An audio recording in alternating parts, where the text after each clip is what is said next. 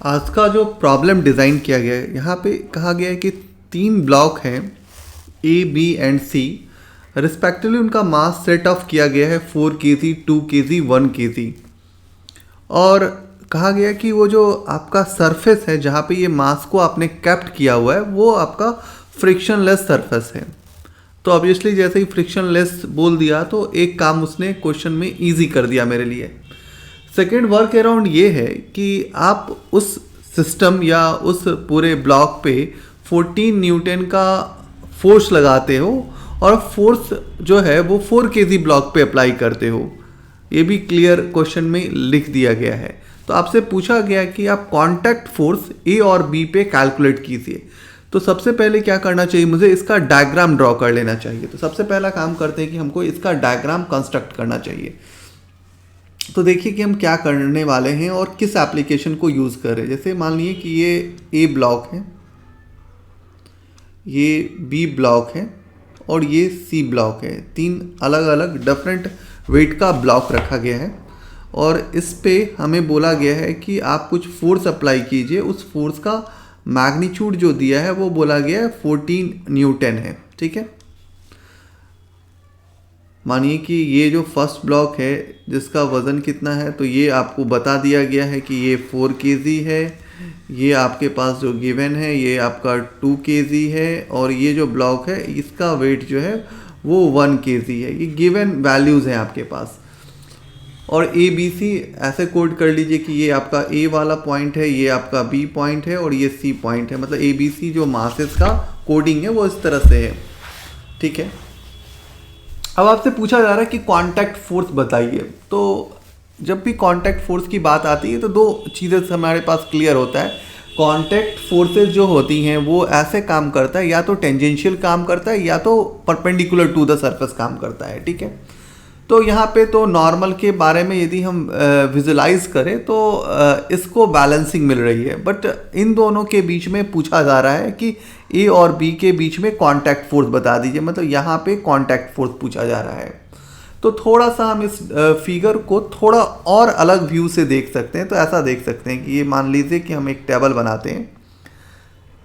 ये हमारे पास पहला ब्लॉक जो है वो 4 kg का है। अभी ये इनके बीच में थोड़ा सा हम गैप दिखा रहे हैं, अलग अलग तरह से थोड़ा गैपिंग करके दिखा रहे हैं। और हम लोगों ने फिगर को थोड़ा ऐसा बना लिया, मतलब कंस्ट्रक्शन को थोड़ा चेंज कर दिया, क्योंकि जूम करके देखा था तो बीच में कोई कांटेक्ट फोर्स तो काम ही कर रहा होगा।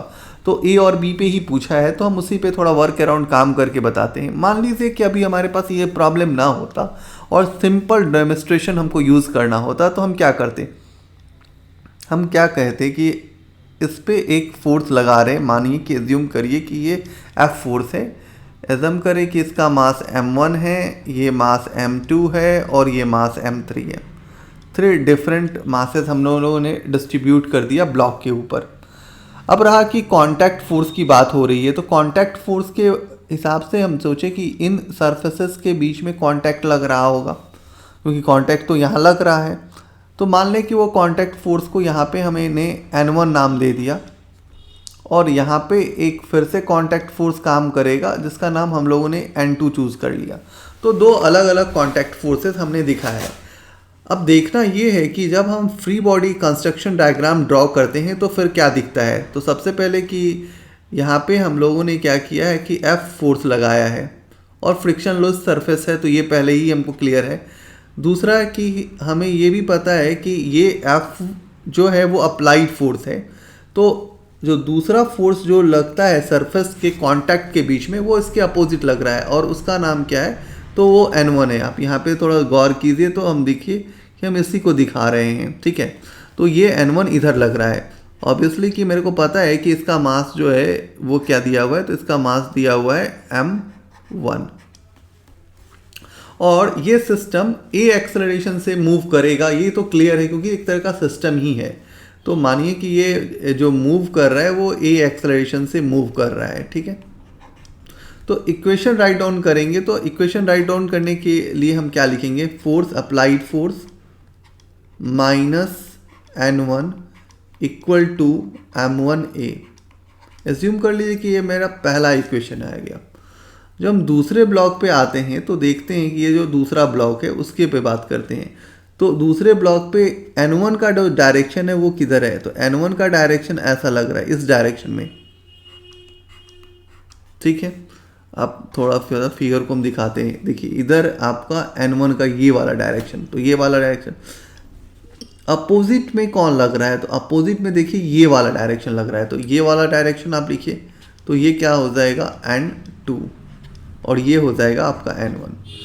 और ये जो मास है इसका मास तो आपको पता है कि ये M2 है और ये भी कॉमन एक्सेलरेशन से मूव करेगा, इसलिए इक्वेशन को ये भी ये एक्सेलरेशन से मूव करेगा। तो हम क्या लिखेंगे N1, क्योंकि हम यहाँ पे ये विजन से सोच सकते हैं कि N1 यहाँ पे अप्लाइड फोर्स है, तो N1 minus N2 equal to M2A।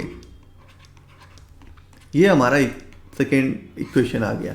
अब थर्ड वाले इक्वेशंस को थोड़ा यहाँ से देखते हैं। थर्ड वाला कैसा दिख रहा है, तो थर्ड वाला इक्वेशन ऐसा दिख रहा है कि ये ब्लॉक है और सिर्फ एक ही फोर्स एक्ट कर रही है। देखिए यहाँ पे ये वाला पार्ट, तो यहाँ पे सिर्फ एक ही फोर्स एक्ट कर रही है। वो फोर्स कौन है, तो वो फोर्स है यहाँ पे N2।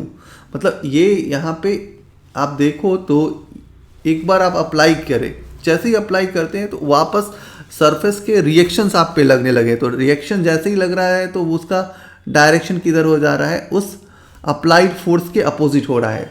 तो यहाँ पे दो चीज़ें तो हमको क्लियरली पता चल रहा है कि यहाँ पे N1 ऐसे बिहेव कर रहा है कि वो अप्लाइड फोर्स है, तो N2 ऐसे बिहेव कर रहा है कि वो उस पर स्प्रिंग की तरफ वापस डायरेक्शन में फोर्स लगा रहा है अपोजिट डायरेक्शन के अंदर। तो अभी हमारे पास जो N2 का इक्वेशन, क्योंकि इसका मास कितना है, तो इस ब्लॉक का मास जो है वो कितना है M3 है और ये किस एक्सेलरेशन से मूव कर रहा है, तो वही कॉमन एक्सेलरेशन से। तो इसके लिए हम इक्वेशन क्या लिखेंगे, N2 इक्वल टू M3A और ये हमारे पास थर्ड इक्वेशन हो गया। थोड़ा क्या काम करने वाले हम, इस जो सेकेंड इक्वेशन है उसके साथ थोड़ा प्ले करते हैं। तो हम क्या लिखेंगे N1, N2 के जगह क्या लिखेंगे M3A इक्वल टू M2A। हम इस इक्वेशंस को लिए हैं, राइट डाउन करके यहाँ पे लिख रहे हैं। ठीक है, तो ये सेकेंड इक्वेशंस का बिहेवियर है, इक्वेशंस 2 का बिहेवियर है। इक्वेशन 2 में हम लोगों ने थोड़ा वर्क अराउंड काम किया है कि N2 के वैल्यूज़ को हम लोगों ने डेबिट कर दिया है। तो इससे हमारे पास क्या निकल जाएगा, तो N1 निकल जाएगा और N1 कितना निकलेगा, तो M2A प्लस M3A। अब हम पहला इक्वेशन लेते हैं, जो हमारे पास फर्स्ट इक्वेशन है, जो ये इक्वेशन है, इसको हम यहाँ पे डेबिट करते हैं। तो हम क्या लिखेंगे F माइनस N1। N1 की जगह क्या है, तो N1 की जगह है M2A, क्योंकि आप ब्रैकेट ले लिए, थोड़ा साइन कन्वेंशन को यूज़ करने में आपको मदद मिलेगा। M3A equal to M1A। अभी आप F इक्वल टू क्या लिख सकते हैं, तो F इक्वल टू क्या लिख सकते हैं M1A plus M2A plus M3A। तो आप A को कॉमन कर लीजिए, तो A बराबर क्या आ जाएगा M1 plus M2 plus M3 और आप A कैलकुलेट करिएगा तो A equal to force divide by total mass, mass का मतलब M1 plus M2 plus M3। तो अब आपके प्रॉब्लम पे आते हैं। आपका जो प्रॉब्लम सेट किया गया था उसमें बोला गया था 4 kg 2 kg, ये वाली बात होगी। तो आप इसी चीज़ का थोड़ा सा क्या कीजिए, एप्लीकेशन को ऐसे यूज़ कर लीजिए कि ये हमारा 4 kg है, ये हमारे पास 2 kg है और ये हमारे पास 1 kg है। इनके बीच में कांटेक्ट फोर्स को दिखा दीजिए और आप जो अप्लाइड कर रहे हैं, जो आप फोर्स लगा रहे हैं, वो फोर्स कितना लगा रहे हैं, तो आप अप्लाइड फोर्स कितना लगा रहे हैं, तो वो लगा रहे हैं 14 न्यूटन, क्योंकि आपके क्वेश्चन के डिज़ाइनिंग में ही लिखा है कि अप्लाइड फोर्स जो है वो होने वाला है 14 न्यूटन। ठीक है, अब आपके पास जो है ये आपके पास वज़न है कितना, 4 kg है। ये आपके पास कितना है, तो ये आपके पास 2 kg है और ये आपके पास कितना है, तो ये आपके पास 1 kg है। ऑब्वियसली आपको पता है कि यहाँ पे कांटेक्ट फोर्स काम करेगा, तो यहाँ पे कांटेक्ट फोर्स लगा दीजिए। मानिए कि वो कांटेक्ट फोर्स N1 है और दूसरा कांटेक्ट फोर्स N2 है और A और B ही पूछा जा रहा है, तो यही आपका A है, ये B है और ये C है। आप इक्वेशन राइट डाउन कीजिएगा तो 14 अपोजिट डायरेक्शन में कौन लग रहा है, तो देखिए अपोजिट, आप जब फिगर ड्रॉ करोगे तो आपको फिगर ऐसा दिखेगा। 14 न्यूटन इस पे आप अप्लाई कर रहे हो, 14 न्यूटन सही है, अप्लाई है। और अपोजिट डायरेक्शन में कौन लग रहा है, तो आपका N1 लग रहा है। तो 14 minus N1 equal to ma। अब इसका मास कितना है, तो इसका मास है 4 kg। तो मास की जगह कितना लिखोगे, 4 इंटू a। ठीक है, आपके पास तो ये कंडीशन आ गया कि 14 minus N1 equal to 4a। ठीक है, आपको a चाहिए, तो a तो क्लियरली आप निकाल सकते हैं। a के लिए कौन सा फॉर्मूला यूज़ करना है, तो a के लिए आपके पास जस्ट मैंने बता लिया था कि आप एक सिस्टम मान लीजिए, और सिस्टम का फॉर्मूला क्या होगा, तो फोर्स कितना है, तो 14 न्यूटन है। मास कितने हैं, तो 4 kg प्लस 2 प्लस 1, तो ये कितना हो जाएगा, 14 प्लस 7 इक्वल टू 2 मीटर पर सेकेंड स्क्वायर। ये आपके पास एक्सेलरेशन आ गया। अब आप क्या करने वाले हो, जो आपके पास इक्वेशन आया कितना आया, 14 माइनस N1 माइनस क्यों, क्योंकि अपोजिट लग रहा है, मतलब अपोजिट फेस से लगा रहे हैं, इक्वल टू 4 इंटू ए का वैल्यू कितना है, 2। तो 14 माइनस 8 इक्वल टू आप क्या लिखोगे, N1। तो N1 इक्वल टू क्या हो जाएगा, 6 न्यूटन। तो आपके पास जब आप आंसर देख रहे होगे तो आपका चलो 6 न्यूटन है, बट आप एप्लीकेशन को जब देख रहे हो तो आप दो चीज़ तो गौर करो कि आपने उसी नॉर्मल को यूज़ किया है जो सरफेस के साथ काम करके, और फिर आप उसको फाइंड आउट कर लिए। फाइंड करने के बाद आपको उसका वैल्यू पता चल गया कि उसकी वैल्यू कितनी हो रही है। तो आप सिंपल एप्लीकेशन को यूज़ कीजिएगा तो आपका आंसर आ जाएगा। बट आपको गौर क्या करना है कि आपके क्वेश्चन का बिहेवियर कैसा है, क्योंकि जो कॉम्पिटिटिव ये नीट में आई हुई सवाल है, 2015 की सवाल है, बट काफ़ी लोग क्या करते हैं, नीट के क्वेश्चन को देखते देरी बहुत ज़्यादा कुछ ट्राई कर बैठते हैं। तो बहुत ज़्यादा कुछ ट्राई नहीं करना है, आपको बहुत फंडामेंटल कॉन्सेप्ट के साथ काम करना है और बेसिक एप्लीकेशन यूज़ करना है कि आप क्या क्या अप्लाई कर सकते हो। तो कॉन्टैक्ट फोर्स निकालने का ये बेस्ट तरीका है कि आप एक बार इस एप्लीकेशन को क्लियर विजन से समझ लीजिए। दूसरा है कि आप हमेशा सोचिए कि जो ये फोर्सेस होता है, यहाँ जो लग रहा है ये वाली फोर्सेस, उसको एक वापस जो है अपोजिट डायरेक्शन में कौन लग रहा है, तो ये अपोजिट डायरेक्शन में लगने वाला फोर्स है।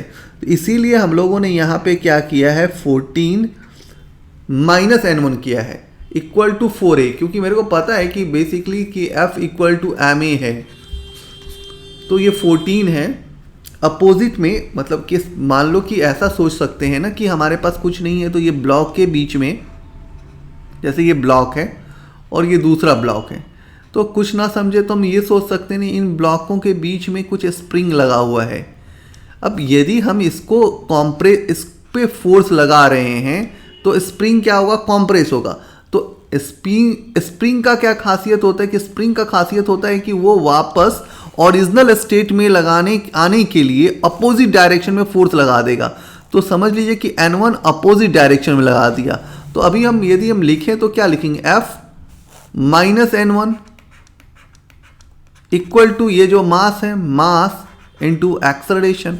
तो आप सिंपल एप्लीकेशन को भी यूज़ कर सकते हैं। आप सोच लो कि तीनों ब्लॉक के बीच में स्प्रिंग लगा हुआ है, और जैसे ही आप कंप्रेस करोगे तो स्प्रिंग को वापस अपने ओरिजिनल स्टेट में लाने के लिए कौन से फोर्स का नीड पड़ेगा, और वो जो नीडिंग फोर्स है उसी को वहाँ पे समझ लो कि कॉन्टैक्ट फोर्स है, और आप अपने क्वेश्चन को क्लियरली आंसर कर पाओगे। तो आज के लिए थैंक यू।